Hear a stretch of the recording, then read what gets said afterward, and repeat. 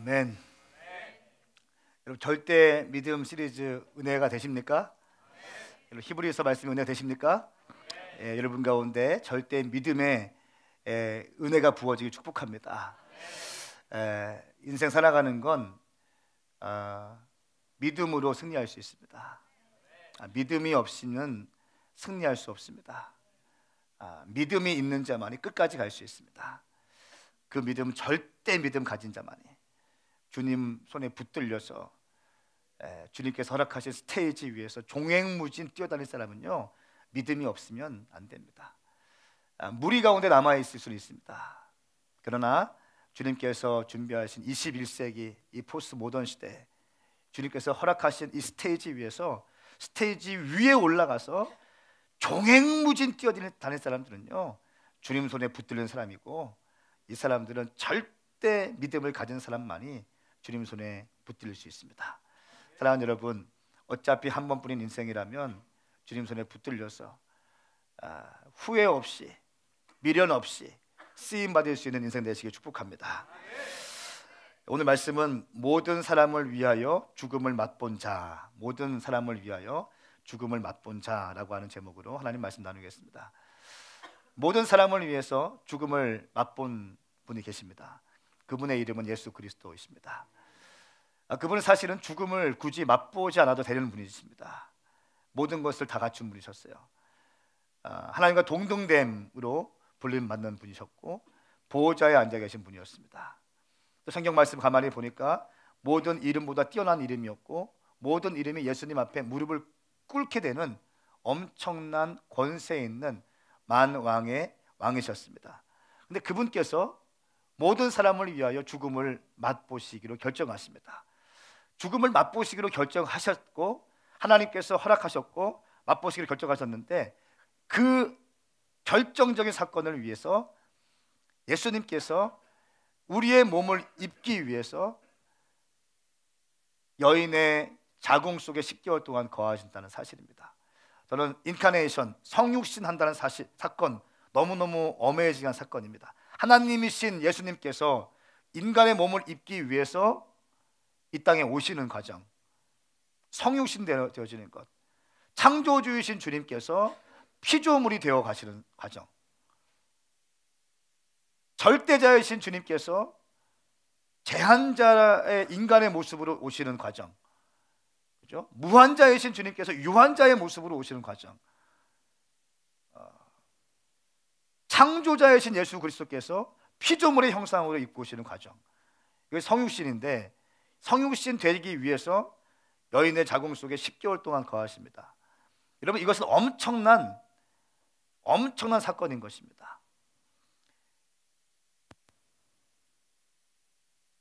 피 흘림이 없으면 죄사함이 없기 때문에, 또한 생명은 피에 있기 때문에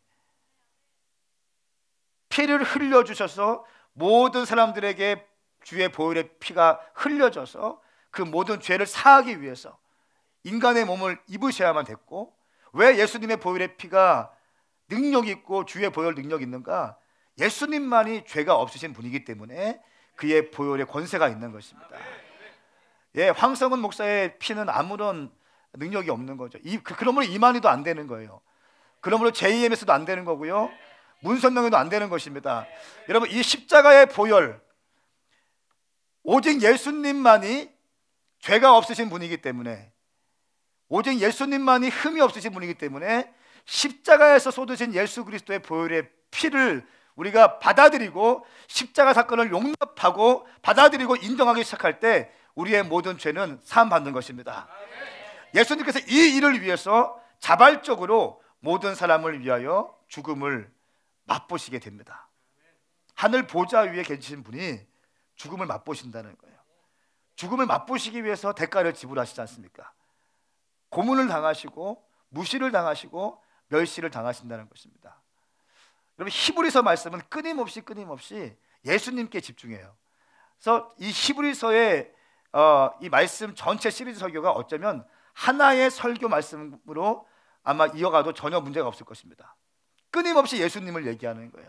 왜냐하면 히브리서가 쓰여진 목적이 예수님을 떠나려고 하는 사람들, 유대의 공동체에 있다가 예수님을 믿기로 결정했는데 환경이 어려워지면 다시 유대교로 돌아가려고 하는 사람들, 세속적인 크리스찬들, 양다리 걸치고 있는 사람들, 무늬만 크리스찬인 사람들에게 예수 그리스도 똑바로 믿어, 이 말씀이 핵심이기 때문에 히브리서 말씀은 끊임없이 예수님에 대해서 증거하고 있습니다.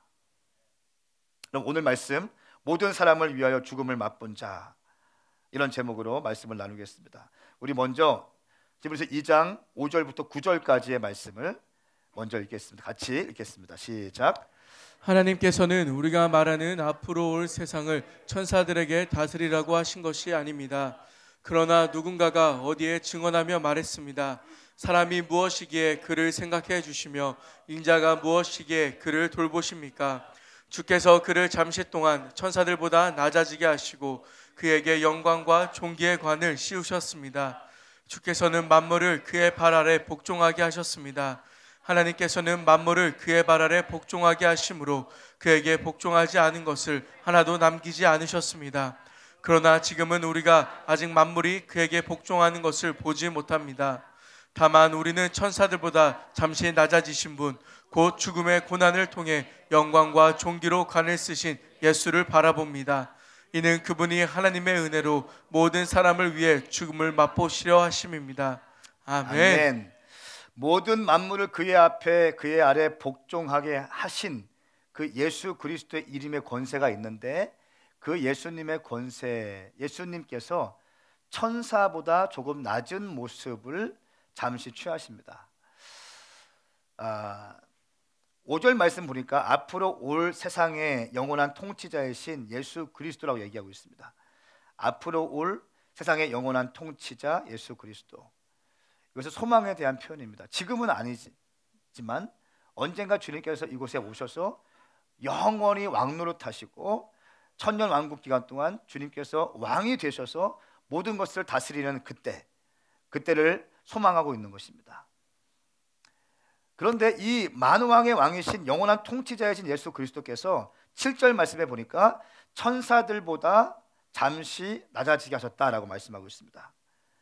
이건 무슨 말입니까? 인간이 되셨다는 거예요. 인간이 되셨다. 그러니까 영적인 부분에 대해서는 천사들이 인간보다 더 뛰어납니다. 그러니까 존재의 목적이 아니라, 가치가 아니라, 영적인 부분에 대해서는 천사들보다 사람이 약간 못하죠. 그러나 더 중요한 것은 우리는 천사가 하나님께 부를 수 없는 호칭, 하나님을 아빠 아버지라고 부를 수 있는 자격이 있습니다. 천사는 하나님께 아빠라고 부를 수 있는 자격이 없어요. 그것은 오직 인간에게만 주어주신 하나님의 은혜인 줄 믿습니다.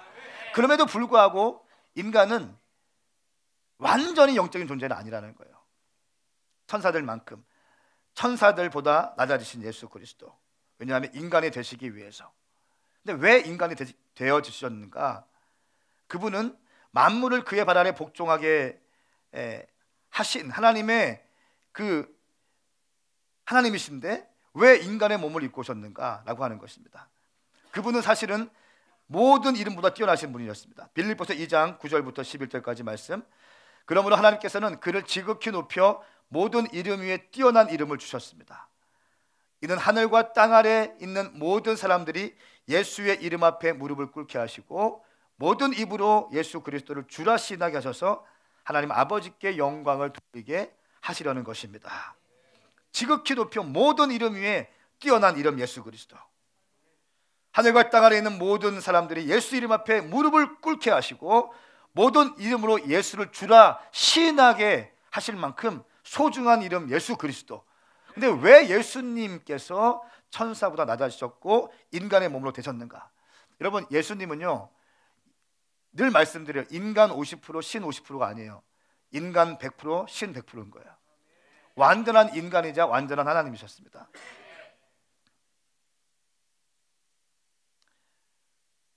이렇게 선포하고 있지만 지금 우리 상황에서는 예수님께서 많은 왕의 모습으로 우리는 고백하고 있지만 이 땅을 살아갈 때 보면은 많은 왕의 모습이 아닌 것처럼 느껴질 때가 있다는 것이에요.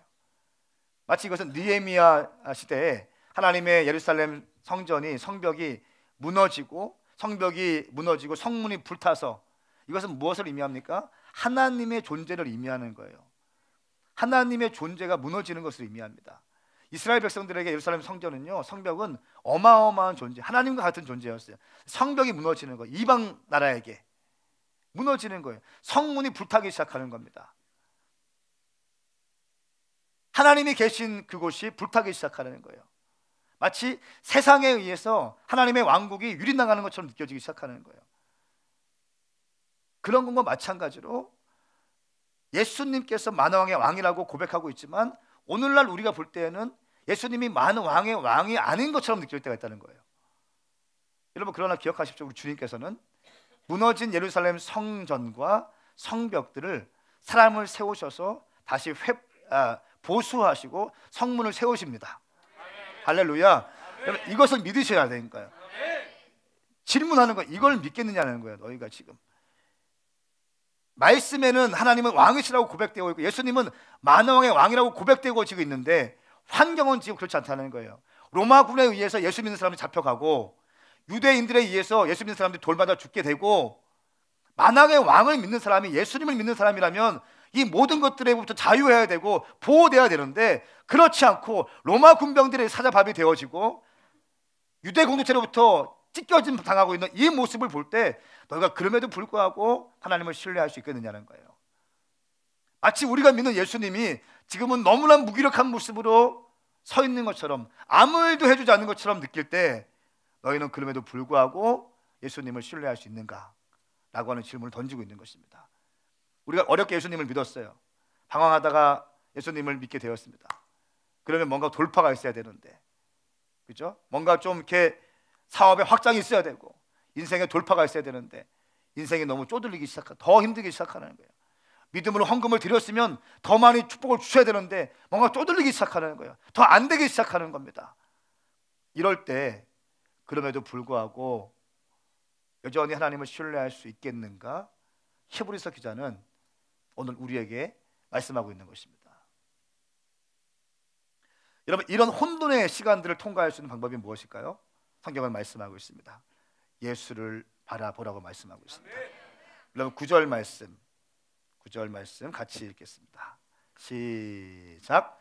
다만 우리는 천사들보다 잠시 낮아지신 분, 곧 죽음의 고난을 통해 영광과 존귀로 관을 쓰신 예수를 바라봅니다. 이는 그분이 하나님의 은혜로 모든 사람을 위해 죽음을 맛보시려 하심입니다. 아멘. 아멘. 혼돈의 시간에 있을 때 8절 말씀에 그러나 지금은 우리가 아직 만물이 그에게 복종하는 것을 보지 못합니다.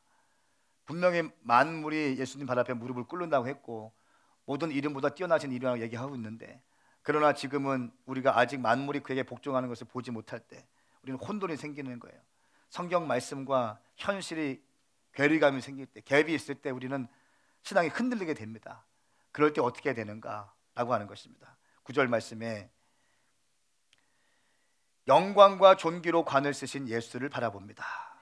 이는 그분이 하나님의 은혜로 모든 사람을 위해 죽음을 맛보시려 하심입니다. 할렐루야. 그럴 때 예수님을 바라보는 거예요. 그럴 때 십자가를 바라보는 거예요. 십자가의 고난을 생각하는 것입니다. 십자가의 아픔을 기억하는 거예요. 십자가의 수치를 기억하는 것입니다. 여러분, 십자가는 뭡니까? 예수님은 어떻게 했어요? 죽음으로 승리하신 것입니다. 본인이 깨어주심으로 승리하신 것이에요. 죽음의 권세자 어둠의 영들 어떻게 이기셨습니까? 십자가를 지심으로 이겼어요. 싸우지 않았다니까요. 어떤 뭐 하지 않고 그냥 본인이 죽어주심으로 십자가로서 승리하신 것입니다. 여러분, 우리는 예수님을 바라봐야 되는 줄 믿습니다. 여러분, 인생 가운데 고민이 될 때가 있어요. 신앙생활 할 때 흔들릴 때가 있다는 것이에요. 열심히 금식하고 열심히 본질 사수하면서 새벽을 깨우면서 막 나가는데 어느 한순간에 어둠의 영들이 당신에게 생각을 집어넣을 때가 있다는 거예요. 너 그거 진짜 맞는가 한번 고민해봐라. 너 굳이 그렇게 할 필요 있는지 한번 생각해봐라. 여러분의 모든 정렬되어 있는 모든 것들을 흔들어 버릴 때가 있다는 것이에요. 그렇게 헌신해서 너 어떻게 할래? 이런 것들. 너는 지금 뭐야? 너 지금 없잖아. 네가 그렇게 헌신하면, 네가 그렇게 희생하면 뭔가 잘 돼야 되고 뭔가 일어나야 되는데 너 지금 없잖아. 너 지금 너무 힘들잖아. 그때 어떻게 하시라고요? 십자가를 바라보시라고요. 여러분, 마지막 때가 되면 될수록 십자가의 능력은 더 강화될 것입니다. 십자가를 묵상을 제대로 하십시오. 십자가는 액세서리가 아닌 거예요. 십자가를 묵상하셔야 됩니다. 예수님도 고난 받으셨고 예수님도 실패하셨어요. 죽음은 실패 아닙니까? 예수님도 깨어지셨어요. 예수님도 무너지셨고 예수님도 망했어요. 십자가는 망한 거 아닙니까? 망했어요. 그러나 그 망함으로 주님은 승리하셨다는 것입니다.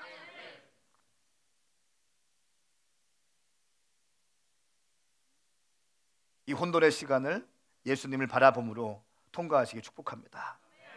네. 여러분, 예수님의 십자가의 사건과 부활을 본 사람이 지금 누가 있습니까? 예수님이 십자가에 달리시고 누가 봤어요? 예수님이 부활하신 것을 누가 봤습니까? 지금 우리 본 사람 없지 않습니까? 본 사람 있으세요? 예수님을 본 사람 있으세요? 예수님이 십자가 달리신 거 본 사람 있습니까? 부활한 걸 본 사람 있습니까? 성경은 뭐라고 하고 있어요? 예수를 바라보래요. 여기 바라보라고 하는 바라보라는 게 어떤 의미일까요? 반대로 예수님 시대에 예수님의 치유와 예수님의 병든 자를 고치시는 이 치유의 현장, 죽은 사람을 살리는 이 치유의 현장에 많은 사람들이 목격자가 있었습니다. 예수님의 티칭을 들었던 많은 바리새인과 서기관과 율법자가 있었습니다. 그리고 예수님의 티칭은 너무 신선해서 기존에 있던 가르침과 달랐어요. 신선했어요. 생명력이 있었습니다. 말씀을 선포할 때마다 많은 사람들이 돌아왔어요. 어메이징한 티칭이었어요. 그런데 그 말씀을 듣고 예수님의 기적을 본 사람들이 어떻게 했습니까? 예수님은 못 박아요. 예수님을 보았던 로마 군병들이 예수님에게 침뱉습니다. 예수님과 함께 동시대 살았고 예수라고 하는 존재를 실제 눈으로 본 사람들이 예수님을 저주하고 못 박는다는 것입니다. 우리는 예수님을 본 적이 없어요. 저도 본 적이 없어요. 저는 예수님을 믿어요. 예수님의 십자가를 믿습니다. 예수님의 부활을 믿어요. 예수님이 우리 위해 십자가에 돌아가신 걸 믿어요. 그들과 우리의 차이는 무엇이에요?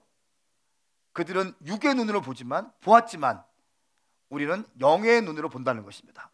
한 번도 본 적이 없는 예수 그리스도에 대해서 십자가의 사랑이 시간이 지나면 지날수록 제 가슴에 풀릴 듯 일어나기 시작하는 거예요.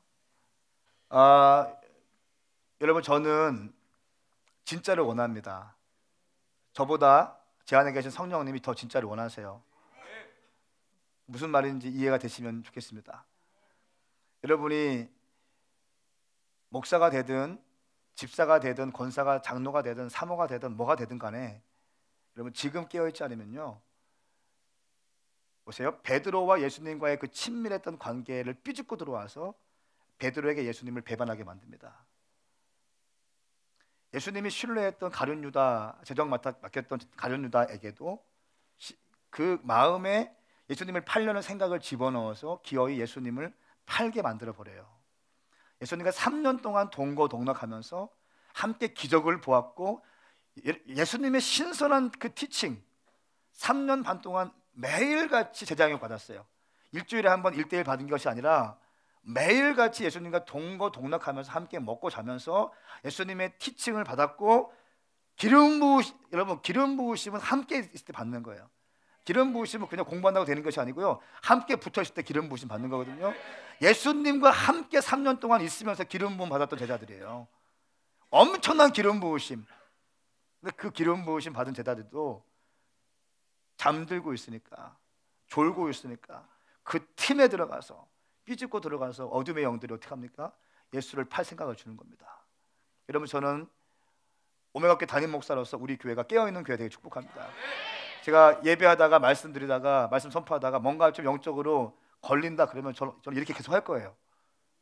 아멘. 그냥 이걸 모른 체 하고 싶지 않습니다. 제가 센싱이 되는데 어떻게 모른 체 하고 그냥 갑니까? 한번 오른손 들어보세요. 나는 깨어 있겠습니다. 나는 주의 말씀을 생명의 양식으로 받겠습니다. 말씀의 검으로 받겠습니다. 믿음의 방패로 받겠습니다. 아멘인가요? 아멘입니까? 여러분 정말이십니까? 이렇게 하셔야 돼요. 늘 새롭게 하셔야 돼요. 늘. 한국 교회가 죽어가는 이유가 무엇입니까? 잠들고 있는데도 깨우지 않기 때문에 문제예요. 그거 문제 아니에요? 잠들고 있는데도 깨우지 않기 때문에 문제인 거예요. 잠들고 있으면 깨워요. 흔들어 깨워요. 정신 차리라고 해야죠. 더우시면 이거 좀 벗으세요. 그래서 좀 이렇게 하시고 좀 깨워서 하십시오.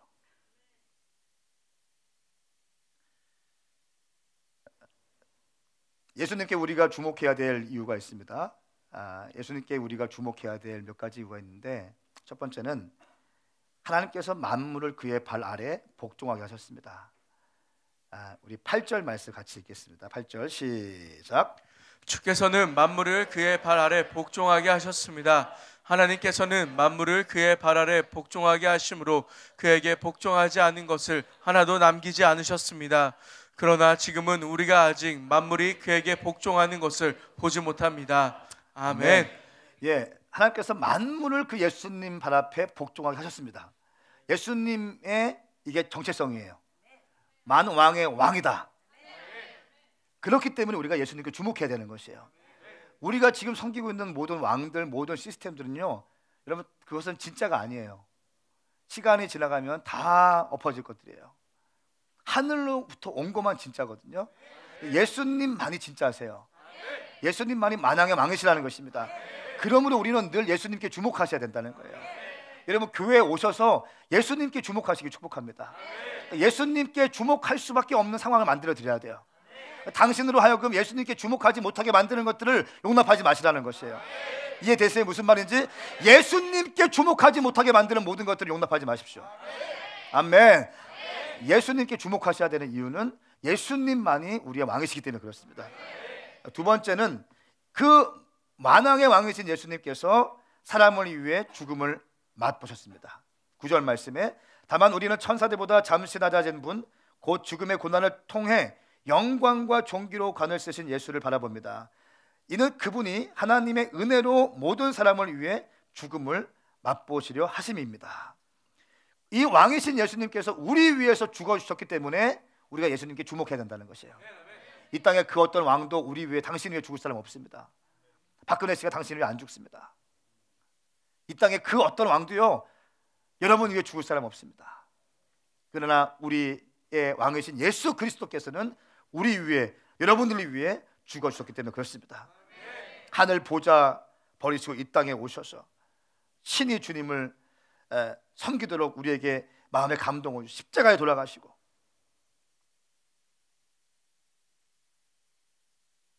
모든 사람을 위해서 죽음을 친히 맛보신 것. 여러분 우리 김동건 간사 하늘나라 갈 때 저는 지금도 기억납니다. 그 간사가 갈 때 하나님께 부름받고 갈 때 어떻게 했습니까? 운명하기 전에 한 2시간 3시간 전에 어떻게 했어요? 예배했어요. 너 뭐 하고 싶냐? 너 지금 뭐 하고 싶냐 하니까 예배하고 싶어요. 복수가 이만큼 차가지고 침대에 누워있어 간암으로 죽어가는데 너 지금 뭐 하고 싶냐 물어보니까 저 예배하고 싶어요. 그래서 우리가 그 일반 병실에서 독채 그 뭐라 그러죠? 네? 특실로 옮겨가지고 거기서 한 20-30년 같이 계속 기타로 예배하면서 그렇게 예배했던 거 아니에요? 그 형제 어떻게 했습니까? 거기서 예배할 때 누워 있으면서 두 손 들고 예배해요. 하면서 주님을 예배하오니 주님을 경배하오니 왕이여 오셔서 다스리십시오. 이 찬양 부르면서 언제 하늘나라 갔는지 모르게 갔어요. 이게 예수 믿는 사람의 죽음이에요. 이를 부득부득 갈고 가지 않았어요. 억울하다고 하면서 외치면서 가지 않았어요. 주님을 경배하면서 갔어요. 할렐루야. 여러분 우리 모든 크리스찬들의 사실은 두려움이 있습니다. 많은 사람들 가운데, 크리스찬들 가운데 두려움에 대해서 얘기해요. 죽음에 대해서 얘기합니다. 죽겠다고 해요. 너무 힘들어 죽겠다고 얘기합니다. 말씀을 뒤에 나오겠지만 죽음의 권세자가 있습니다. 죽음을 다스리는 자가 있어요. 그게 마귀라는 것입니다. 근데 말씀 보니까 또 우리 예수님이 오신 목적 중에 하나가 죽음의 권세자를 깨뜨리기 위해서 오신 것이에요.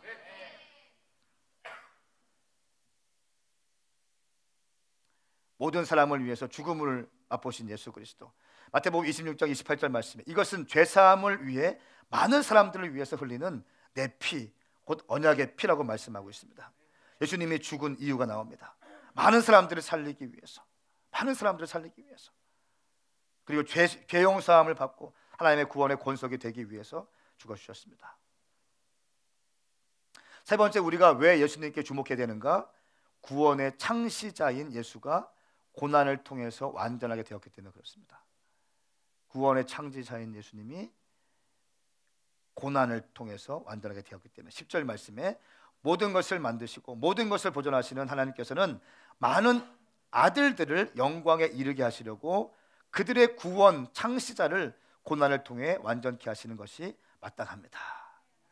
보십시오. 모든 것을 보존하시는 하나님께서는 많은 아들들, 우리를 영광에 이르게 하시려고 그들의 구원 창시자 누굽니까? 예수 그리스도를 고난을 통해서 완전케 하셨습니다 라고 하는 것입니다. 여러분, 죄 없는 주님께서 우리를 구원하시기 위해서 구원의 창시자인 예수님께서 고난을 통해서 완전케 되었습니다. 그러므로 우리는 예수님께 주목해야 되는 거예요. 한시라도, 여러분 제발 부탁드립니다, 한시라도 예수님께 마음을 놓지 마십시오. 부탁드려요. 한시라도. 나는 우리 오메가 교회가 이랬으면 좋겠어요. 정말 예수님으로 불타오르는 사람들, 자기 입장에 갇혀서 자기 마음과 자기 생각과 자기 경험과 철학으로 예수님 평가하는 것이 아니라, 말씀을 자기 경험으로 평가하는 것이 아니라, 자기 상처도 있을 수 있어요. 자기 아픔도 있을 수 있죠. 모든 거 다 있을 수 있죠. 그러나 말씀을 대한 때만큼 어린아이의 심령으로 주님 말씀하셔서 제가 따르겠습니다. 겸손한 마음으로 뭐라고 하는지 보자, 이게 아니라 좀 겸손하게 주님 앞에서는, 이런 거 중요한 게 아닐까요? 주님 말씀하세요. 지금 제가 들을게요. 주님 말씀하시면 제가 대가집을 하겠습니다. 주님 저에게 말씀만 하세요. 주님 저는 괜찮아요. 주님 말씀하시면 저 따를 거예요. 주님 말씀하시면 저의 안정감은 중요하지 않아요. 주님 말씀하시면 난 그걸로 돼요.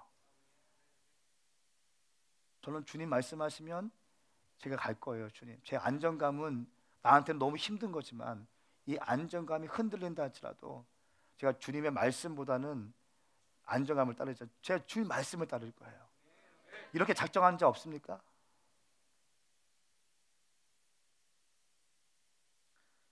네 번째, 우리가 예수님을 따라야 되는, 주목해야 되는 이유는 거룩하게 하시는 예수가 우리를 형제라고 불러주셨습니다. 11절부터 13절까지 말씀입니다. 같이 읽겠습니다. 시작. 거룩하게 하시는 분과 거룩하게 된 사람들이 모두 한 분에게서 나왔습니다. 그러므로 예수께서는 이들을 형제들이라고 부르기를 부끄러워하지 않으시고 말씀하시기를 내가 주의 이름을 내 형제들에게 선포하고 교회 가운데서 주를 찬양할 것입니다 하시고 다시 내가 그를 의지하리라 하시고 또다시 보라 나와 한 명께서 내게 주신 자녀들이라 라고 하셨습니다. 아멘. 아멘. 거룩하게 하시는 분 예수 그리스도, 그 예수님과 거룩하게 된 사람들, 우리들이 모두 한 분에게서 나왔습니다. 한 분 누굴까요? 하나님. 그러므로 예수께서는 이들을 형제라고 부르시기를 부끄러워하지 않으셨습니다. 예수님이 우리에게 형제라고 부르신다는 거예요. 이 어마어마한 호칭 아닙니까? 예수님과 우리가 형제예요. 형제라는 거, 형제. 형제라고 부르시는 것을 부끄러워 안 하신대요. 우리 같은 죄덩어리 인생들인데, 너무 힘든 인생인데 우리에게 형제라고 불러주시는데, 그러면서 부끄러워하지 않으신다는 거예요. 여러분, 이거 어메이징한 말씀 아니에요? 성명한테 예수님이 형제라고 부르죠. 형제요. 형제라고 불러주시네. 이 무슨 말입니까? 가족이라는 가족으로 불러주십니다. 여러분, 그러므로 교회는요 가족이 돼야 됩니다. 제가 1부 예배 끝나고 어떤 지체랑 길게 얘기했어요. 사업을 시작하고 있고 또 지금 뭐 무슨 일들이 있고 그래서 기도해드리고 쭉 들어드렸어요. 축복해줬어요. 그래서 제가 그랬어요. 그런 문제 있으면 좀 진짜 갖고 오지. 왜 그걸 지금 갖고 와? 왜 그걸 지금 얘기해줘? 우리 가족이야. 목사님 바쁘실 거 가족이라고. 가족. 목사님 바쁘실 거 가족이라고. 가족. 목사님 부담 가족이라고. 괜찮아. 가족만큼 더 중요한 게 어디 있어? 할렐루야. 여러분, 교회는 가족입니다. 우리 주님께서 우리에게 형제라고 불러주십니다. 그 만왕의 왕이신 주님께서 형제로 불러주시기 때문에 우리는 주님께 주목할 수밖에 없는 것입니다. 그 사랑에 반응할 수밖에 없는 것입니다. 여러분, 그러면 예수님이 이 땅에서 죽음을 맛보신 이유가 있습니다. 9절 말씀에 모든 사람을 위해서 죽음을 맛보셨다고 나와 있는데 왜 죽음을 맛보셨는가? 첫 번째는 죽음의 권세를 가진 마귀를 멸하기 위해서입니다. 14절 말씀 갑니다. 시작. 이와 같이 자녀들은 피와 살을 함께 나눈 사람들이므로 그 자신도 이와 같이 그들과 함께 속하셨습니다. 이는 죽음으로 인해 죽음의 권세를 가진 자 곧 마귀를 멸하시기 위함이며. 아멘. 죽음으로 인하여 죽음의 권세를 가진 자 곧 마귀를 멸하시기 위함입니다. 여러분, 어떤 사람은요 정말 죽고 싶다는 말을 너무 많이 해요. 내가 죽고 싶다, 죽고 싶다. 근데 이 죽고 싶다라고 말하는 순간 뭡니까? 어둠의 마귀의 권세 아래에 있다고 고백하는 거예요. 죽음의 권세는 누구한테 있다고요? 마귀한테 있다고 했어요. 마귀는 죽게 만드는 영이잖아요. 살인하는 영이잖아요. 죽게 만들고 힘들게 하고 우울하게 만들고. 그러니까 내가 너무 죽고 싶다는 거예요. 이건 무슨 말이에요? 반대로 말하면 내가 어둠의 권속 아래에 있다는 거예요. 여러분, 이 말씀 믿습니까? 예수님께서는 이 죽음으로 인하여 죽음의 권세를 가진 자 마귀를 멸하시기 위해 또 왔다. 믿으십니까? 여러분, 이 예수님이 십자가에 돌아가신 거 믿으세요? 정말 믿으세요?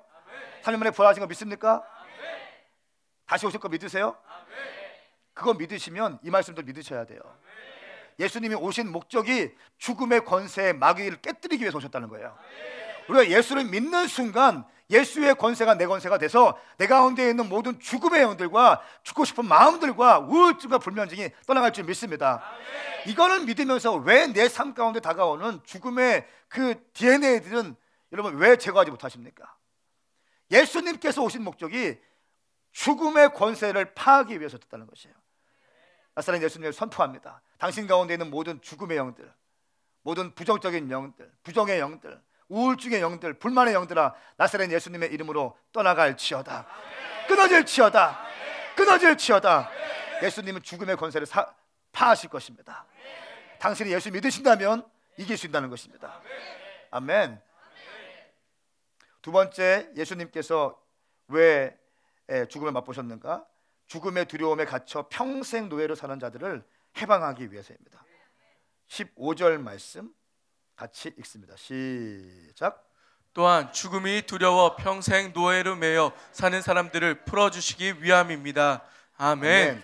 여러분 뭐라고요? 죽음에 매여서 평생 노예로 사는 사람들, 평생 노예로 사는 사람들을 풀어주기 위해서이다. 죽음에 두려워서 평생 우울증에 걸려 있고 평생 불안하고 평생 있는 사람들, 이런 사람들을 노예로 매여 사는 사람들을 풀어주기 위해서이다. 우리 주님이 당신을 자유케 할 줄 믿습니다. 주님은 자유케 하시는 분이십니다. 주님은 살리시는 분이십니다. 주님은 회복시키시는 분이십니다. 우리 시편 23편 4절 말씀 한번 찾아봅시다. 시편 23편 4절 말씀 같이 읽습니다. 시작. 내가 죽음의 그림자가 드리운 골짜기를 지날 때라도 악한 것을 두려워하지 않는 이유는 주께서 나와 함께 계시기 때문입니다. 주의 지팡이와 막대기가 나를 지키시고 보호하십니다. 아멘. 개역개정 말씀. 내가 사망의 음침한 골짜기로 다닐지라도 해를 두려워하지 않는 것은 주님께서 나와 함께 하시기 때문입니다. 내가 죽음의 그림자가 드리운 골짜기, 보십시오. 죽음의 그림자가 있다는 거예요. 살다 보면 열심히 살고 돌파했고 다 뚫어냈는데 뭔가 어느 순간에 내 인생 가운데 죽음의 그림자라고 느껴지는 것들이 쑥 다가온다는 거예요. 다윗도 그랬다는 거예요. 잘 나갈 때가 있었는데 갑자기 내 인생 가운데 죽음의 그림자가 싹 밀려오는 거예요. 그럼 그럴 때 있지 않으세요? 뭔가 문제 없이 잘 가다가 갑자기 어느 순간에 내가 너무 무기력해질 때 있지 않으세요? 갑자기 그렇게 열정적인 사람이 어느 순간 주님에 대한 열정이 쑥 꺼질 때, 절대 믿음으로 막 기도했던 사람이 어느 순간 마치 그 풍선에 바늘로 딱 찔리면 탁 꺼지듯이 터지듯이 그런 거 주님을 향해서 타올랐던 사람이 한순간에 꺼질 때, 이럴 때 있지 않습니까? 사망의 음침한 골짜기, 죽음의 그리운 골짜기가 있다는 것입니다. 그 죽음의 드리운 골짜기를 지날 때라도 내가 악한 것을 두려워하지 않는 것은 주께서 나와 함께 계시기 때문입니다. 주의 지팡이와 막대기가 나를 지키시고 보호하시기 때문입니다. 주께서 내 적들 앞에서 내게 상을 베푸시고 내 머리에 기름을 부으셨으니 내 잔이 넘침이니이다. 할렐루야. 내 적들 앞에서 내게 상을 베푸신다는 거예요. 나를 미워하고 나를 저주하고 나를 망하게 하려던 어둠의 영들 앞에서 내게 상을 베푸신다는 것이에요. 큰 잔치상을 베푸신다는 것입니다. 그리고 내게 기름을 부으신다는 것입니다. 내 잔이 넘치나이다. 할렐루야. 할렐루야. 이 사망의 음침한 골짜기에서 헤매고 있는 사람들, 죽음이 두려워서 평생 노예로 매어 사는 사람들 가운데 이런 다윗의 돌파의 기름 부으심이 당신 인생 가운데 부어질지어다. 당신 인생 가운데 부어질지어다. 다윗에게 허락하신 그 돌파의 기름 부으심이 당신의 사업장과 직장과 가정과 자녀 가운데, 당신의 진로 가운데 부어질지어다. 부어질지어다. 어떤 사람은 평생 노예로 사는 거예요. 평생 노예로 사는 거예요. 죽음의 두려움에 갇혀서 꽁꽁 묶여 사는 거예요. 주님께서 함께 하시는 것을 경험하면, 주님께서 나와 함께 하시는 사람들은 적들의 앞에서 내게 상을 베푸시고 내게 기름을 부으실 때 내 잔이 넘치나이다 고백할 수 있는 것입니다. 키는 주님과 함께 있는 것입니다. 여러분, 그 외에 답이 없습니다. 저는 오메가 교회에 더욱더 레디컬하게 목회하기로 결정할 거예요. 할렐루야. 할렐루야. 설교하다가 중간에 끊고 다 일어납시다, 주의 이름 세우고 기도합시다, 이거 촌스러운 거 알아요. 뭔가 처음 오시는 분들은 힘들 것도 알고 있어요. 그러나 교회에서 이것 띄고 저것 띄고, 이거 하면 누가 시험 들겠지, 이거 하면 누가 시험 들겠지, 이거 하면 누가 시험 들겠지, 이것 띄고 저것 띄고 하다 보면요, 영역 떨어지고 본질 흐려지고 아무것도 안 됩니다. 교회는 예배하는 곳입니다. 교회는 주님을 만나는 곳입니다. 교회는 주님을 경험하는 곳입니다. 교회는 살아계신 주님을 경험하는 곳입니다. 경험시켜드려야죠. 영이 활성화되도록 주님을 만날 수 있도록 만들어야죠. 할렐루야. 죽음의 두려움에 갇혀 평생 노예로 사는 사람들을 해방하기 위해서 주님은 오셨습니다. 그 주님을 경험하실지어다. 그 주님을 경험할지어다. 당신의 사업장 가운데 망해있던 사업장이 일어날지어다. 회복되어질지어다. 세 번째는 백성의 죄를 대속하기 위해서 주님이 오셨습니다. 18절 말씀에 그는 몸소 시험을 받으시고 고난 당하셨기에 시험 받는 사람들을 도우실 수 있습니다. 17절 말씀은 신실한 대제사장이 되셔서 백성의 죄를 대속하기 위함입니다. 할렐루야. 오신 목적, 백성의 죄를 대속하기 위해서, 당신의 모든 죄를 대속하기 위해서, 이 일을 위해 주님이 오셨다는 것입니다. 몸으로 시험 받으시고 고난 당하셨기에 시험 받는 사람들을 도울 수 있습니다. 이것이 우리 예수님이시라는 거예요. 저는 선포하고 축복합니다. 예수님을 만나십시오. 예수님을 만나셔야 합니다. 제가 여러분 보증합니다. 예수님 만난 인생은요, 주님 손에 붙들려 쓰임받는 사람은 주님께서 허락하신 스테이지 위에서 쓰임받을 겁니다. 주의 오른손에 붙들려 있는 사람은 쓰임받을 겁니다. 그러나 머리 굴리고 여러분의 경험과 뭐 철학과 이런 걸로 하는 사람들은요, 결국 하다가 어렵게 될 것입니다. 성경의 원리예요. 여러분, 주님 손에 붙들리십시오. 완전히 붙들리십시오. 주의 오른손은 능한 손입니다. 주님은 전쟁하시는 주님이십니다. 주님은 싸우시는 주님이세요. 그분은 이기시는 주님이세요. 그분은 권능의 주님이시라는 것이에요. 다른 거에 붙들려 있지 말고 주님의 오른손에 붙들려 있기 축복합니다. 여러분, 이제 우리가 성탄절 시즌을 보내고 있어요. 제가 목요일 날 한남대에서, 제가 목요일에는 설교 안 합니다. 그냥 같이 예배하고 가끔 나가서 기도인도 좀 하고 하는데, 전사님이 자꾸 세워서 이제 말씀을 좀 잘 풀어낼 수 있도록 기회를 드리고, 그래야지 교회 개척되면 또 담당으로 파송하고 하기 때문에 설교할 수 있는 기회들을 제가 일부러 드려요. 제가 가도 설교는 거의 안 합니다. 예배하는데 설교한 다음에 누가 한 다음에 기도하고 있는데 주님께서 저한테 말을 걸어오시는 거예요. 이 느낌을 아세요, 여러분?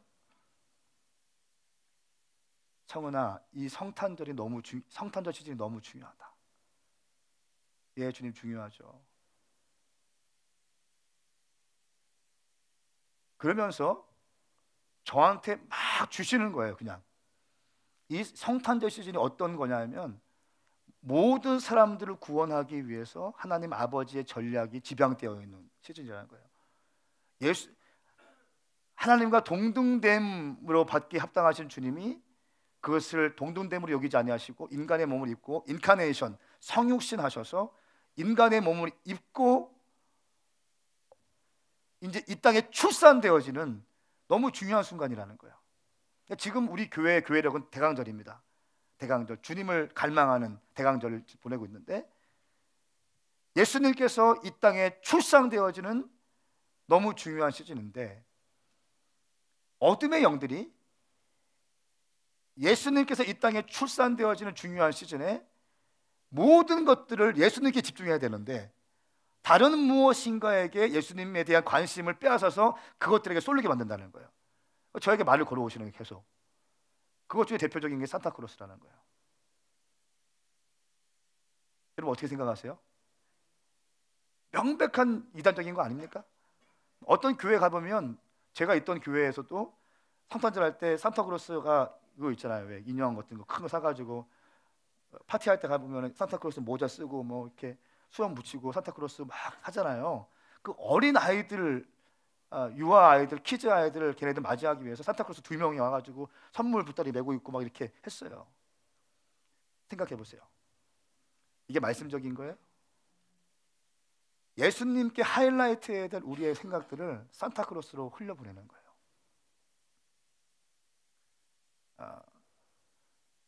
그리고 성탄절은, 크리스마스는 연인과 함께. 이게 맞는 말이에요? 청년들 없으니까 고개 흔들리지. 있어봐. 살아야 너무 세게 흔들었어. 자, 질문 드려요. 크리스마스는 연인과 함께, 이게 맞는 말이냐, 아랑아? 왜 아니냐? 맞아요. 여러분, 성경 어디에 성탄절은 연인과 함께라고 써 있습니까? 생각을 해보세요.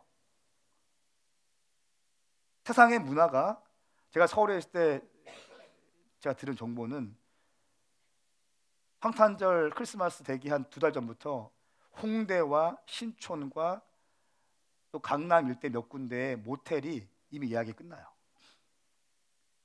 그리고 모텔 값도 2배, 3배 뛴대요. 그래도 예약을 하기 위해서 줄 쓴다는 거예요. 거기 누가 들어갈까요? 대학생이 들어갑니다. 연인들이 들어갑니다. 청년들이 들어가는 거예요. 여러분, 생각해 보십시오. 성탄절은 모든 인류를 구원하시기 위한 하나님의 전략이 풀어지고 예수 그리스도가 이 땅에 출산되어지는 어마어마한 시즌이라는 것이에요. 이거의 생각들을 다 빼앗아서 연인과 함께, 뭐와 함께. 여러분, 잘못된 것입니다. 또 뭐합니까? 성탄절 시즌에 휴가 가요. 휴가. 돈 있는 사람은 해외로 휴가 가잖아요. 그죠? 자, 솔직히 말씀드려요. 이거 잘된 거예요, 잘못된 거예요? 잘못된 겁니다. 어떻게 생각하세요? 잘못된 거예요. 예수 그리스도에게 집중하지 못하는, 여러분, 이 모든 것들을 여러분들이 스스로 하나하나씩 정리하시길 축복합니다. 저는 지금 말씀을 가르쳐 드리고 있는 거예요. 예수, 히브리서는 예수. 유대교가 아니라 예수, 율법이 아니라 예수, 모세가 아니라 예수, 천사가 아니라 예수. 후반부에 예수 외치다가 죽어간 많은 믿음의 사람들, 얼마나 크게 승리했느냐, 얼마나 큰 돌파가 있었느냐. 또 한 가지, 예수 외치다가 승리한 사람도 있지만 예수 외치다가 죽어간 사람도 있다. 그것도 역시 승리다는 거예요. 할렐루야. 진정한 승리가 뭐예요, 여러분? 믿음대로 사는 게 진정한 승리예요. 사업 잘 되는 게 승리 맞습니다. 그러나 진정한 승리가 뭐예요? 믿음대로 사는 거예요. 여러분, 진정한 축복이 무엇입니까? 새벽 예배 나와서 기도하는 게 진정한 축복이라는 것이에요. 아멘. 뭔가 이 땅에서 무엇인가 일어나 맞습니다만 근본적인 축복이 뭐예요? 우리가 오늘 하루 주님 앞에 나와서 기도로 하루를 시작할 수 있는 것 자체가 축복이라는 것입니다. 아멘. 우리가 성탄절을 맞이하는 자세가 있습니다. 이런 예수 그리스도, 우리를 위해서 죽음을 맛본 예수 그리스도, 우리가 예수님께 주목해야 될 이유, 천사보다 낮아진 예수 그리스도. 그럼 이 예수님이 오신 이 성탄절 시즌에 우리가 예수님을 맞이하는 자세가 세 가지 있습니다. 마태복음 2장 10절 말씀, 11절 말씀 같이 읽겠습니다. 시작. 박사들은 별을 보고 뛸 듯이 기뻤습니다. 집으로 들어가 보니 아기가 그 어머니 마리아와 함께 있었습니다. 그들은 엎드려 아기에게 경배하고 보물함을 열어 황금과 유향과 모략을 예물로 드렸습니다. 아멘. 아멘. 박사들은 별을 보고 뛸 듯이 기뻐했다는 거. 예수님이 태어나신다는 사인을 보고 기뻐했다는 거. 여러분, 이번 성탄절 뛸 듯이 기뻐하십시다. 정말 기뻐하십시다. 조이풀 크리스마스 되십시다. 아멘인가요? 정말 기뻐하는 거예요. 행복해하는 거예요. 두 번째는 엎드려서 경배한다고 나왔어요. 그냥 기뻐하고 즐거워하는 것이 아니라 또 어떻게 합니까? 경배한다는 것입니다. 엎드려서 아기 예수께 경배했다는 것입니다. 예배했다는 것입니다. 거룩하게 구분되었다는 것입니다. 그러므로 우리 교회에서는 메리 크리스마스가 아니라 뭐라고요? 홀리 크리스마스인 거예요. 메리 크리스마스, 즐거운 크리스마스가 아니라 홀리 크리스마스는 거룩하게 구분되어져요. 예배하기 시작하는 것이죠. 주님을 예배하는 것이죠. 주의 태어나심을 경배하는 거죠. 오, 주님이 오셨구나. 나 같은 사람을 위해 주님 오셨구나. 나 같은 죄인 위해서 주님 십자가에서 달리셔 죽음을 맛보셨구나. 주님께서 하늘 보좌 버리시고 주님 오셨구나. 그리고 귀한 예물을 드렸습니다. 황금과 유향과 모략을 드렸다는 것입니다. 사랑하는 여러분, 우리 오메가 교회 성탄절 맞이하는 우리 자세, 기쁘고 즐거워하고 경배하며 거룩하며 주님께 귀한 예물 드릴 수 있게 축복합니다. 이것이 예수를 믿는 자의 태도인 것이에요. 그러므로 성탄절은, 크리스마스는 연인과 함께 그 바벨론 시스템에서 만들어 놓은 전략이에요. 하나님께 집중하는, 베델 안에 있는 킹덤 가운데 있는 하나님을, 예수 그리스도를 믿고 신뢰하는, 예수님의 보혈의 피로 구원받은 사람들이 여기에 가서 놀면 안 된다는 것이에요. 할렐루야. 바벨론 시스템 가운데 있다는 것입니다. 바벨론의 음료가 풀어놓은 포도주에 취해서 여러분 기웃거리지 마십시오. 음료의 포도주에 취하지 마십시오라는 거예요. 말씀에 취해 있으라는 것이, 말씀에 정신을 바짝 차리십시오. 그러므로 생각 하나하나, 말 하나하나, 행동 하나하나 하시라는 거예요. 아이들한테 선물 줄 때도 예수님이 주신 거야 하시고, 산타클로스 준 거 아니야 가르치시고. 할렐루야. 준비한 영상이 있는데 영상을 보고 우리 기도하시겠습니다.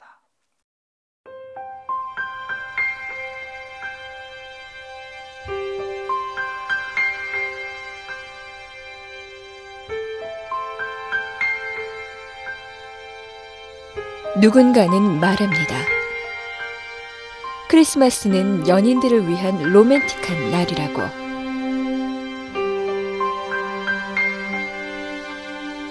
다른 누군가는 이렇게 말합니다. 산타클로스와 루돌프가 생각나는 동화 같은 날이라고.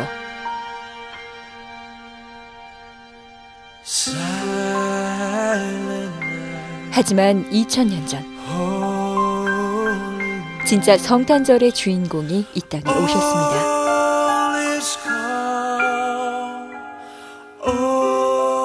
우리를 사랑하신 하나님이 이 땅에 사람으로 오셨습니다.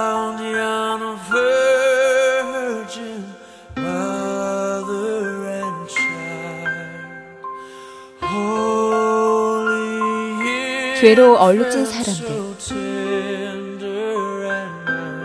상한 마음을 지닌 영혼들을 위해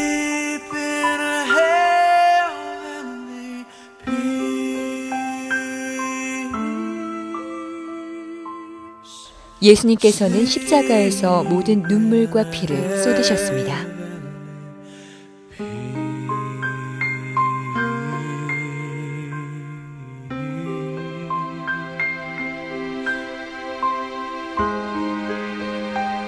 그리고 다시 살아나심으로 영원한 천국을 허락하셨습니다. 그것이 이 땅에 오신 예수님의 이유입니다.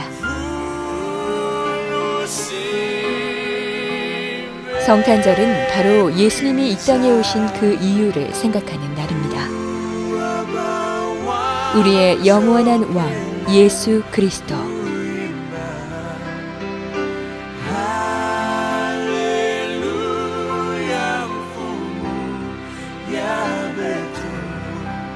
선하신 아버지인 예수님만이 진정한 성탄절의 주인공이십니다.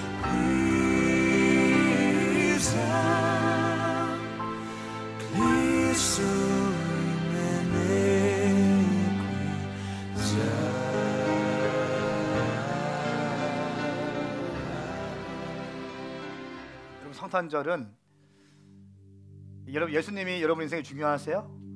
정말 중요하세요? 성탄절의 주인공 예수님이세요. 마음을 빼앗기지 마십시오. 마음을 빼앗기지 마십시오. 주님께 고정시키십시오. 주님께 고정되어지는 것을 방해하는 모든 것들을 제거하세요. 그래야 삽니다. 그거 제거할 때 안정감이 흔들릴 겁니다. 그러나 그것을 제거할 때 더 확실한 안정감, 예수 그리스도가 당신을 붙잡아 주실 것이에요. 변치 않는, 흔들리지 않는 안정감 예수님이세요. 예수님으로부터 집중하지 못하게 만드는 모든 것들을 제거하시기로 결정하셔야 돼요. 신앙생활은 그거를 하는 작업을 하는 겁니다. 제자도라는 것은 그것을 해나가는 작업이에요. 예수님 외에 필요했던 많은 것들을 하나 둘씩 제거하기 시작하는 거, 예수님만 바라보기 시작하는 거, 그것이 제자도인 것이에요. 여러분 어떻게 성탄절을 보내시겠습니까? 저희 교회에서 준비되고 있는 많은 것들이 있어요. 21일 날 노숙자들에게 텀블러와 함께 숭늉과 함께 장갑과 손편지를 써서 갖다 드리고, 성탄 전야제 때 소년원 아이들과 함께 예배 드리면서 주님의 사랑을 가르쳐 드리고, 또 성탄절 전야 밤에 함께 모여서 함께 주님을 예배하고 우리가 발표하면서 즐거워하고 기뻐하고, 성탄 감사 예배, 주일에 또 주님께 감사 예배 드리고, 이것이 성탄절을 맞이하는 크리스찬의 자세라는 것입니다. 당연히 바빠야 돼요. 아멘. 네, 당연히 바빠야죠. 아멘. 예수님을 믿는 우리가 예수님을 기다리고 있는데 바빠야죠. 아멘. 어떻게 우리가 아기 태어나는데, 장성훈사님 아기 태어날 때 바빴어 안 바빴어요? 바빴잖아요. 뭐도 사야 되고 뭐도 준비해야 되고 준비해야죠. 그런데 만왕의 왕이신 예수님이 태어나시는데 어떻게 안 바쁠 수가 있어요? 교회가 바쁘게 맞는 거죠. 아멘. 아멘. 더 바쁘셔 주십시오. 더 바빠 주십시오. 아멘. 더 잘 준비하세요. 더 잘 준비. 아멘. 이게 예수 믿는 거예요. 아멘.